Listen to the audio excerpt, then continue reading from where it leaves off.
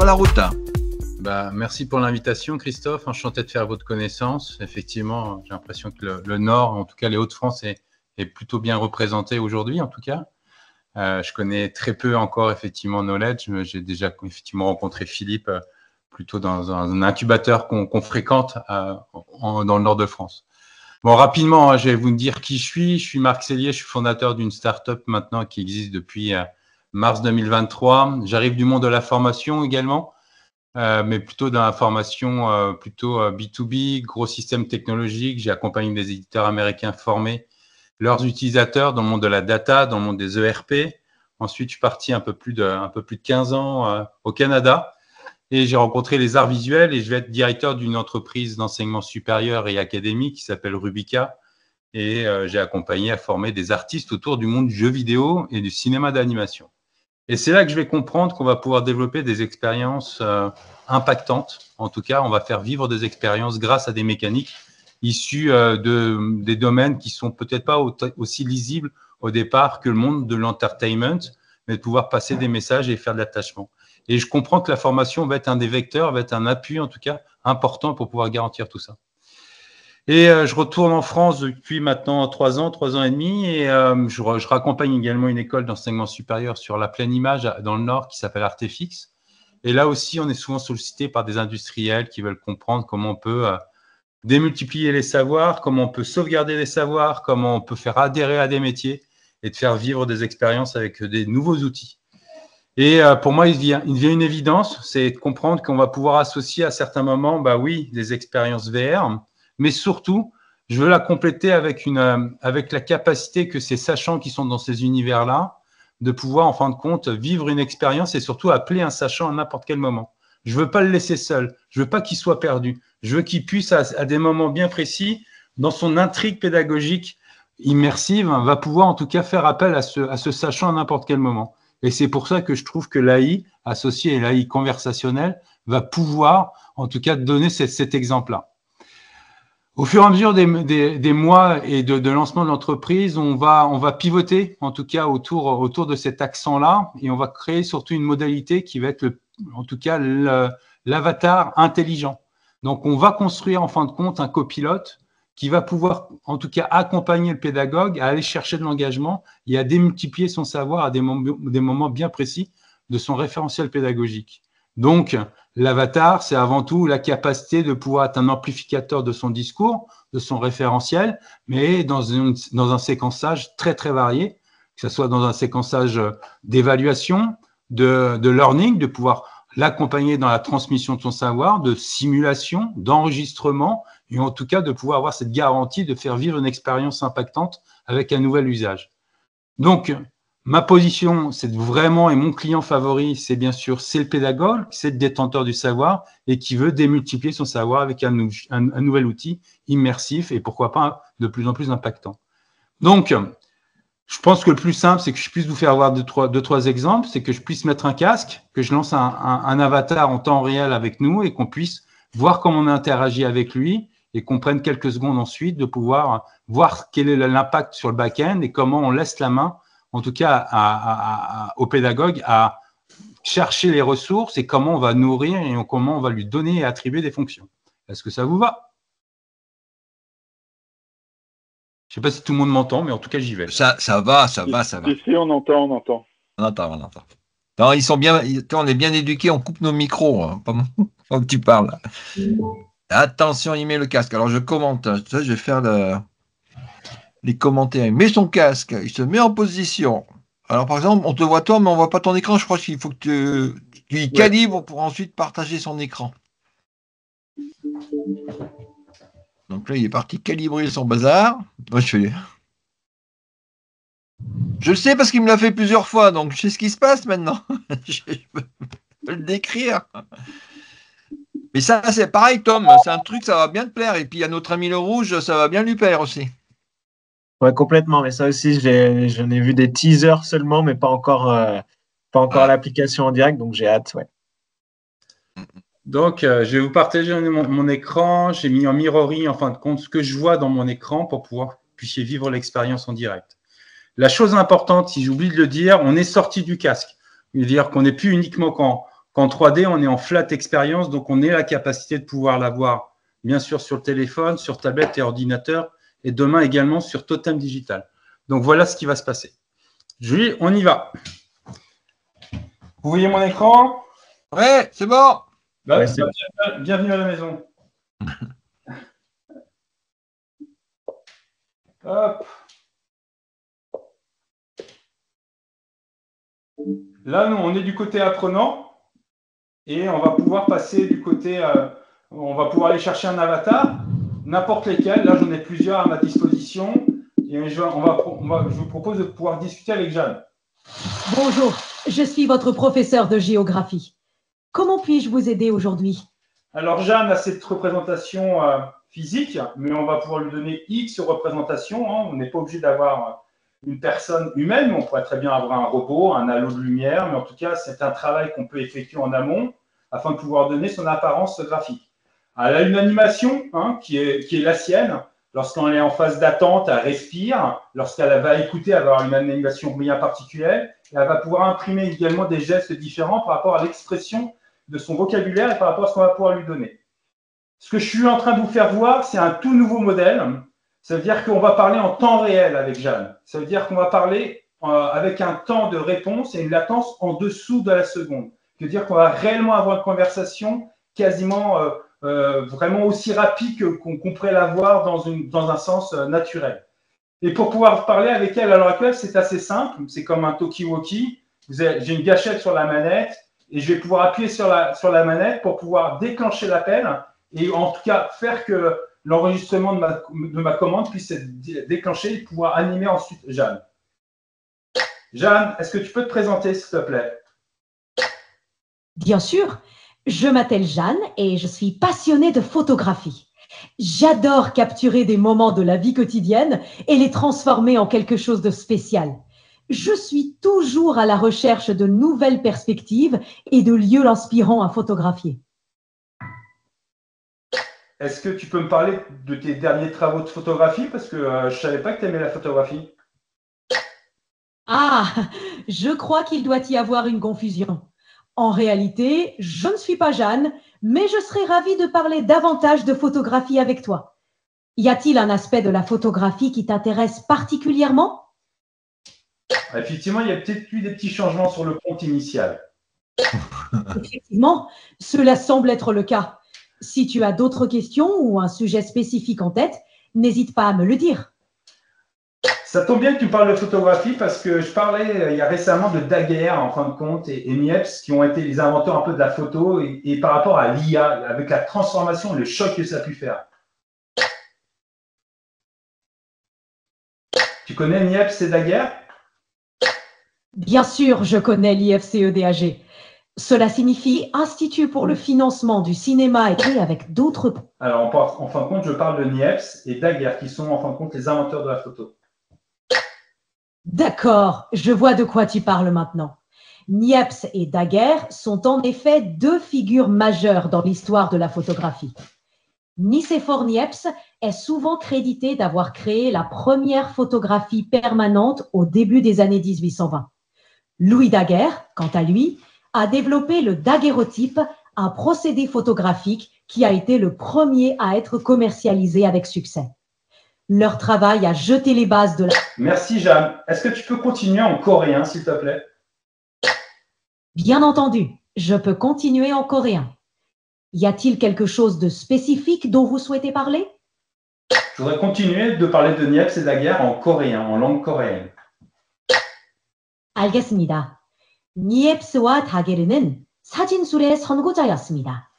니세포르 니옙스는 1820년대 초반에 최초의 연고 사진을 만든 것으로 알려져 있습니다. 루이 다게로타이프를 개발했는데 이것은 생업적으로 성공한 최초의 사진술이었습니다. 이 두 사람의 업적은 현대 사진의 기초를 닦았습니다. Merci beaucoup, Jeanne. Est-ce que tu connais la ville de Paris? Oui, je connais Paris. C'est la capitale de la France, réputée pour ses monuments emblématiques comme la Tour Eiffel, le Louvre, la cathédrale Notre-Dame et les Champs-Élysées. Paris est aussi connu pour sa riche histoire, sa culture, sa gastronomie Merci, Jeanne. Est-ce qu'il y a une grande tour noire au fond de Paris? Est-ce que tu la connais? Oui, la grande tour noire dont vous parlez est probablement la tour Montparnasse. C'est un gratte-ciel de bureaux situé dans le quartier de Montparnasse, dans le 15e arrondissement de Paris. Achevée en 1973, elle mesure 210 mètres de haut et compte 59 étages. Merci beaucoup pour ces informations. Est-ce que tu es prête à jouer un jeu avec moi, Jeanne? Avec plaisir. Quel genre de jeu aimerais-tu jouer? J'aimerais qu'on puisse faire un quiz sur les capitales du monde et je voudrais que tu me poses des questions. D'accord, faisons un quiz sur les capitales du monde. Voici la première question. Quelle est la capitale de l'Australie? Oh, j'ai un petit doute. Est-ce que tu peux me faire un choix multiple, s'il te plaît? Bien sûr. Voici les options pour la question. Quelle est la capitale de l'Australie? A. Sydney. B. Canberra. C. Melbourne. Quelle est votre réponse? Canberra. Exactement. Canberra est la capitale de l'Australie. Passons à la... Quelle est la capitale du Canada? A. Toronto. B. Ottawa. C. Vancouver. Bon, je pense que c'est Ottawa. Je la connais bien, cette capitale. Est-ce que la prochaine question, tu peux me la poser de façon très autoritaire, avec de l'émotion? Très bien. Je vais formuler la question avec fermeté. Écoutez attentivement. Quelle est la capitale du Japon? Répondez. A. Tokyo. B. Osaka. C. Kyoto. Merci beaucoup, Jeanne. Je pense que c'est Tokyo. On va rester d'un plus calme maintenant, c'est possible? Vous avez raison. C'est Tokyo. Merci d'avoir participé au quiz. Si vous avez d'autres questions ou si vous voulez continuer à jouer, n'hésitez pas à me le dire. Est-ce que vous avez une question en particulier que vous voudrez poser à Jeanne?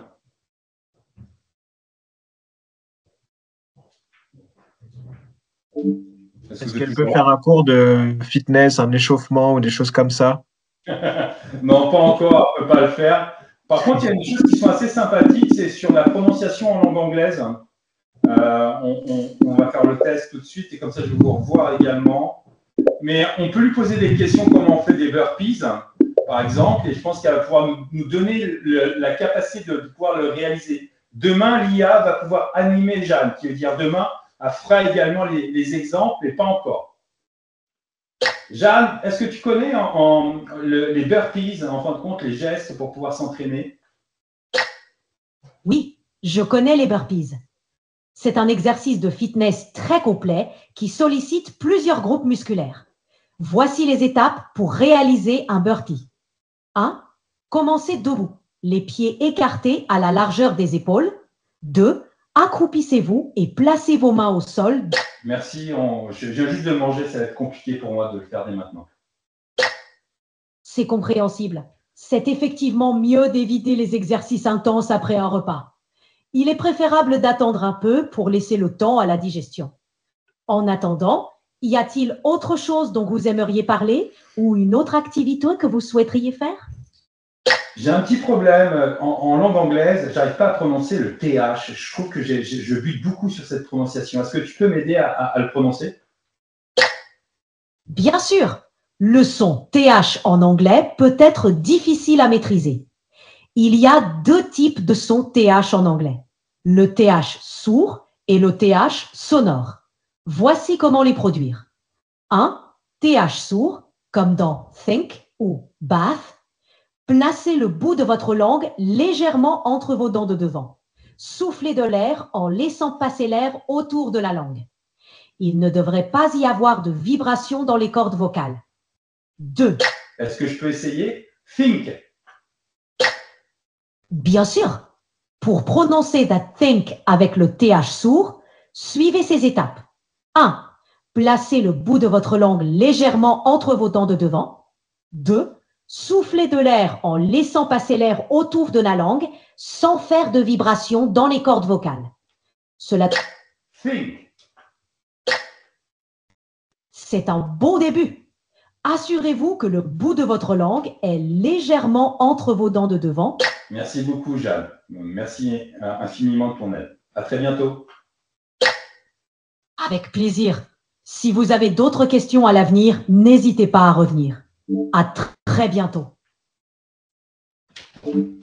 Voilà ce que je voulais vous faire voir aujourd'hui, en tout cas par rapport à notre capacité de réalisation avec un objet 3D et de pouvoir démultiplier à des moments bien précis du référentiel pédagogique, peut-être un nouvel objet, en tout cas une nouvelle modalité pour pouvoir compléter le discours. Il y a plein de questions. Je les ai pas vues, moi. J'étais dans le casque, clairement. Alors, je reprends. Il y a François qui est en mode ronchon aujourd'hui. Il me fait quoi? Il n'y a pas encore la synchronisation labiale? Ouais, la synchronisation labiale, en fin de compte, a effectivement un petit décalage, en fin de compte, à l'heure actuelle, parce que je travaille avec un micro pour et entendre ce que j'entends dans le casque. Donc, il y a effectivement ce petit décalage, en fin de compte, qui est effectivement un peu compliqué. C'est des problématiques, effectivement, sur lesquelles on travaille pour être le plus proche possible, pour pouvoir garantir ça, mais c'est des choses qui avancent plutôt assez fort. D'accord. Deuxième question. Denis qui est captivé, donc, mais Denis est souvent captivé par l'IA. Hein, mon Denis, enfin, voilà. Comment l'avatar prend conscience, François aussi, de l'environnement dans lequel il évolue? Pour l'instant, il n'en prend pas conscience. Donc, il ne voit pas ce qui se passe. Donc, quand je dis pour l'instant, demain, oui, il aura la capacité de pouvoir comprendre effectivement l'ensemble de son entourage, mais à l'heure actuelle, mon avatar ne voit pas ce qui se passe. Donc, il faut soit le prompter, soit pouvoir le nourrir en ressources auparavant. Mais clairement, les nouveaux outils, de toute façon, notamment de méta, sont en train de reconnaître le physique d'une pièce afin de pouvoir garantir l'ensemble de l'attribution et du déplacement également de l'avatar dans la pièce. Donc, il va savoir où est une chaise, où est une table, où est une fenêtre, où est une porte. Donc, il va connaître et bientôt, il va reconnaître en fin de compte ce qui se passe. Toujours François qui voulait savoir quel est le moteur de chat utilisé en back-office. À l'heure actuelle, on utilise OpenAI, mais effectivement, comme l'a également proposé Knowledge, on veut également être assez transverse, ce qui veut dire qu'on va utiliser plusieurs modèles de différents éditeurs, mais à l'heure actuelle, le modèle que je vous ai fait voir à l'heure actuelle, c'est le tout nouveau modèle voix-to-voix, pitch-to-pitch, afin de pouvoir garantir ce temps de latence et surtout l'émotion, puisque bien sûr, Jeanne maintenant sait parler avec autorité, joie, tristesse, etc., et pouvoir interpréter également des accents, puisqu'elle parle breton, elle parle également avec des accents anglais, avec des consonnations différentes, donc elle a également cette capacité d'interprétation. Il y a Emmanuel Bettler qui voulait savoir quelles sont ses connaissances en savoir universitaire. En fait, à l'heure actuelle, elle est pluguée à ChatGPT, donc elle a une connaissance très scrapée en fin de compte de ses connaissances. Mais on travaille et on donne l'occasion de pouvoir travailler sur des modèles associés à une ressource souveraine, je veux dire sur une architecture RAI, pour pouvoir garantir une data room délocalisée sur laquelle le formateur, le pédagogue va pouvoir nourrir de façon quasiment directe la connaissance nécessaire qu'elle va devoir interpréter et chercher pour pouvoir garantir la diffusion. Donc, deux voies, une data fermée et solide et souveraine et une voie ouverte sur la phase où on va pouvoir malheureusement être, et on en parlait tout à l'heure, sur l'hallucination, la qualité de l'information remontée. Oui, je vais reposer une question un peu identique de Pierrick. Est-ce que, qui est déjà un peu posée, mais tu vas compléter. Est-ce que l'avatar peut interagir avec son environnement XR, être programmé, par exemple, pour montrer des points d'intérêt lors d'une visite virtuelle, comme une usine, un peu de SpiderNet. Alors, SpiderNet, c'est une boîte lyonnaise augmentée avec l'avatar. Alors, je les connais très bien. Je referme la parenthèse. À l'heure actuelle, non.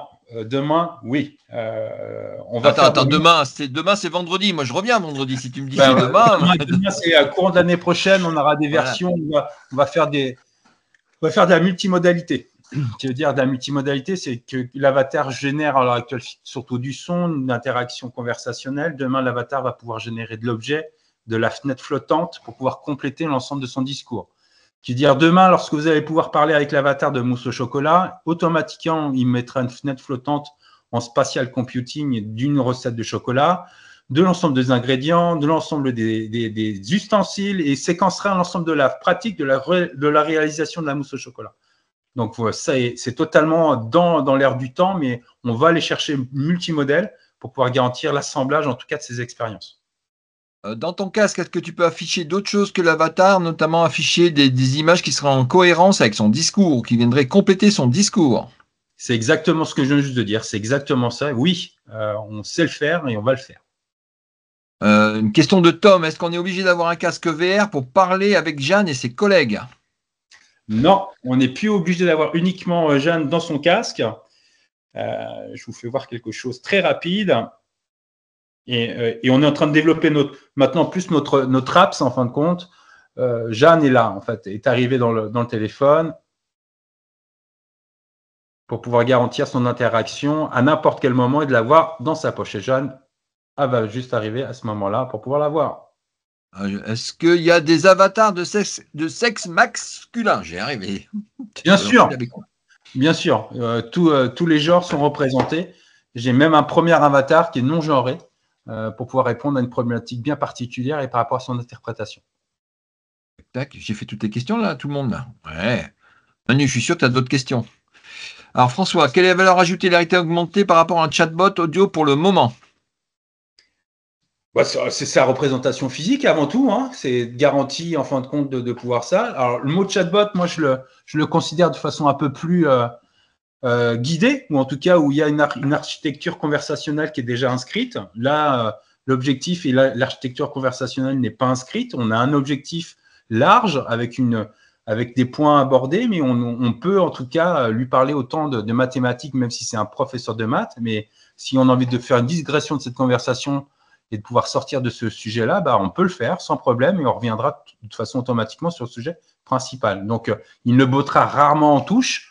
Il va être éthique, c'est une chose également importante. On va mettre des agents gardiens, en fin de compte, pour pouvoir garantir également cette conversation de façon éthique et éviter les dispersions sur des sujets qui ne seront pas forcément très appropriés. Donc, oui, c'est des enjeux, mais on comprend. Il y a Tom qui a levé la main. Tom, je te laisse parler. T'as pas activé ton micro. Sorry. Merci. Je trouve ça incroyable la réactivité. Et alors bien sûr que le casque c'est top, mais encore plus le fait de pouvoir l'utiliser sur l'app. Donc parce que justement c'est pas tout le monde qui peut avoir les moyens d'acheter un casque.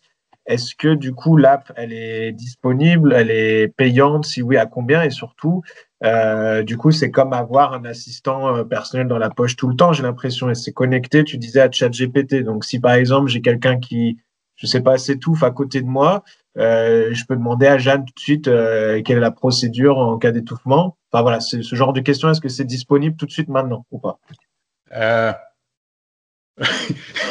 Demain, non, mais on est en train de valider les deux stores en fin de compte de Google et d'Apple pour pouvoir déposer l'app et la connexion. Qui veut dire, oui, la distribution de l'avatar va être sur multi-plateformes. Effectivement, on est parti au départ du WebGL qui prend quelques petits problèmes à l'heure actuelle. Donc, on est plutôt reparti sur une compilation plus simple puisqu'on part d'un moteur comme Unity pour pouvoir générer en fin de compte l'apps qui est en direction. Et on va pouvoir formater les apps à la couleur du besoin du client. On pourrait très bien avoir une app universitaire qui va chercher son professeur référencé de l'université. Mais l'apps, en fin de compte, on arrive également en tout début d'année prochaine. Mais en fin de compte, et la chose la plus importante à l'heure actuelle qu'on est en train de mettre en place, c'est l'avatar également dans le totem digital. Qui veut dire, le totem digital, ce sont les fameux panneaux qu'on va pouvoir trouver en entrant dans une grande surface, dans des lieux d'orientation, dans des lieux de passage. Et on va pouvoir rendre ce totem digital de façon dynamique. Donc, on va pouvoir interagir pour l'instant avec un système de push sur l'écran pour pouvoir déclencher l'appel et avoir le retour. Mais demain, on aura une V2 qui va pouvoir déclencher par rapport à la présence physique et par mots-clés pour déclencher la conversation. Merci. Emmanuel, tu as levé la main. Je te laisse parler. Mets le micro. Oui, merci. J'avais deux questions. La première, c'était de savoir si l'avatar peut être vu par plusieurs personnes à la fois. Oui. Donc on peut imaginer un groupe d'étudiants, c'est ça? On peut imaginer un groupe d'étudiants et on est en train de travailler sur une version, on va pouvoir avoir même plusieurs avatars. Notamment pour on va tester pour l'instant pour une préparation à un concours d'entrée dans l'administration et notamment au niveau de l'oral. Il y aura 3 avatars, un gentil, un méchant et un silencieux. D'accord. Et le deuxième, c'est est-ce qu'il est possible d'enrichir les connaissances de l'avatar avec des données spécifiques? Oui, exactement. C'est ce que je disais, c'est que donner des exemples, on travaille pour un industriel de nettoyage. On a donné en fin de compte à l'avatar à se nourrir de la notice de la machine pour pouvoir construire ses réponses par rapport aux modalités de mise en veille, de maintenance, comment on la démarre, comment on l'entrepose le soir, comment on se sécurise, etc. C'est la notice en fin de compte qui a capitalisé ce savoir-là. J'aime faire la comparaison, mais c'est peut-être un peu hâtif. On est un peu dans Matrix où on donne à Neo un moment, apprends-moi le karaté. On est quasiment un peu dans cette situation-là. On a la capacité de pouvoir fournir un PDF, même du MP4 en transcription vocale de la réalisation pour pouvoir garantir l'attribution du savoir et de la ressource. Ouais. Et si le savoir est déjà dans l'IA, mais qu'on veut le peaufiner, l'améliorer, c'est pareil? C'est pareil, ou en tout cas, on peut forcer la ressource à aller chercher l'information par quel biais en premier. S'il trouve cette information la plus propice et la plus nette possible, il va d'abord prendre cette information en priorité. D'accord, oui, c'est ça qui est important. Oui, parce que c'est vrai que des fois, dans nos enseignements, on a certaines normes qui… Il y a l'international, mais nous, on veut d'abord mettre l'accent sur certaines choses, donc il y a des choses qui sont intéressantes à mettre en avant. D'accord. Merci. En tout cas, super. Hein. C'est gratuit pour les universitaires, on est d'accord, hein? Malheureusement, non. J'ai pas entendu, ça a coupé. Non, pour toi, ça sera gratuit parce qu'il a dit qu'il venait à Lyon, il nous ferait une démo, il viendrait dans ta salle. Alors, je t'ai pas présenté Manu, Marc. Il a une salle de cours avec des casques qui sont tout équipés, avec des étudiants qui ont l'habitude d'apprendre en VR. Donc, je pense qu'il y aurait un petit truc à faire entre vous deux. Non, mais c'est surtout qu'on est des enseignants, on n'a pas beaucoup d'argent. On a mis tout l'argent sur la salle, alors on n'a plus d'argent. Non, mais il m'a dit, Marc, un jour qu'il passerait à Lyon, on se fera une petite pause, pas seulement autour d'un bouchon lyonnais, mais autour de techno pour faire des tests et puis trouver des expérimentations. On serait invité Jeanne au restaurant aussi. Hein. Arrête, tu fais le jaloux là, Tom. Là. Le mieux, c'est de faire un IA Forsup au resto tout direct. Hein, oui, j'ai oublié d'en parler, ça, mince. Dans l'introduction, les gens de Montpellier sont pas là aujourd'hui. On va vous proposer une journée de regroupement IA Forsup à Montpellier au mois de juin, mais on en reparlera. C'est dans les tuyaux. On va essayer de monter un petit quelque chose. Bah si, c'est Isabelle, je suis bête. C'est avec toi, Isabelle. Voilà, donc Isabelle, elle est là. Ouais, voilà. Ouais, on va essayer de monter quelque chose pour essayer de tous se rassembler. Alors, ce sera peut-être pas le resto, mais une plage, c'est pas mal aussi, fin juin. C'est sur la plage? Ah, ça a avancé. D'accord. Moi, j'ai dit oui d'entrée de jeu, hein, pour tout le monde. Et hop, on va voir ça. D'autres questions pour Marc? J'ai peut-être une dernière petite seconde. Je vous l'avais promis enfin, c'est de pouvoir également voir le back-end, en fin de compte, comment le formateur va pouvoir initier et informer son avatar. Je vous partage rapidement le dernier écran sur la console de pilotage. Vous voyez mon écran, je pense, maintenant? Ouais. Donc, on va pouvoir se connecter par login password. Donc, on peut imaginer que vous avez votre login et password et vous allez pouvoir aller chercher tous vos avatars. On voilà plusieurs, en fin de compte, qui sont à votre disposition à l'heure actuelle, qui sont, en fin de compte, on est sur la partie d'admin à l'heure actuelle. On a notamment une jeune entreprise qui s'appelle Kirelis, qui travaille avec notamment l'agent de nettoyage. Et on va pouvoir lui donner des rôles, en fin de compte. On va là clairement lui donner son nom, quel est son nom client final. À l'heure actuelle, on travaille avec un éditeur de génération d'avatars qui s'appelle Ready Player Me. Mais on travaille sur plein d'autres éditeurs en ce moment, et notamment, on va aller chercher du photoréalisme, etc. On donne le premier contexte, en fin de compte, de sa mission, en tout cas. comment elle doit démarrer sa conversation, mais on va pouvoir lui donner, à forcerie, si elle doit avoir un rôle d'évaluateur, s'il y a des sujets bien précis ou quoi que ce soit, pour pouvoir garantir l'interaction.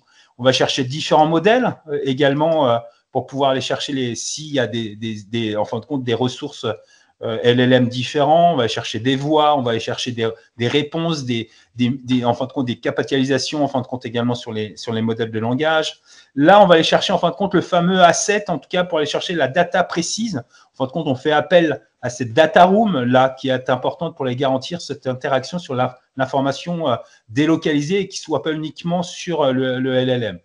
Et l'autre point important qui est là, en fin de compte, à cet endroit-là, on va pouvoir lui demander également de faire un résumé de la conversation et de pouvoir m'apporter une réponse parce qu'on pilote toutes les conversations. Je veux dire que là, vous allez voir toutes les conversations qui ont eu lieu aujourd'hui, notamment hier, et notamment la conversation qu'on vient juste d'avoir. Et là, tout de suite, on voit toute la conversation qu'on a pu avoir avec elle tout au long de… Et on revoit la langue coréenne, etc., par rapport à l'interaction qu'on a eue avec elle. On peut effectivement piloter, revoir, assimiler, comprendre et cartographier en fin de compte des compétences et des taux d'atteinte par rapport à l'ensemble des apprenants et les usagers de l'information. Allez, une dernière question, Manu. Ouais, justement, c'est sous forme d'un serveur sur lequel on se connecte ou c'est un logiciel qu'on peut installer sur des serveurs maison? Alors, pour l'instant, c'est sur un serveur où on se connecte, mais on peut très bien, pourquoi pas, avoir une version on-premise pour pouvoir garantir de mettre l'ensemble de l'organisation sous silo par rapport à cette information. Et il utilise les LLM d'OpenAI? Oui, exact. C'est-à-dire qu'il envoie directement à OpenAI? Exact. Donc ça veut dire, je vais être méchant, hein, mais au niveau RGPD, ça quitte l'espace européen. Sur ce modèle-là, oui. D'accord. C'est pas forcément un problème, hein, le fait que ça quitte le domaine européen. Qu'est-ce qu'il parle le vieux là, hein? Qu'est-ce qu'il nous doit être, hein? Il est tout flou là. Il apporte les éléments d'information qui sont la réalité. Il faut revoir la décision d'adéquation du 10 juillet 2023 qui dit qu'on peut tout à fait exporter des données aux USA sans que ça pose problème.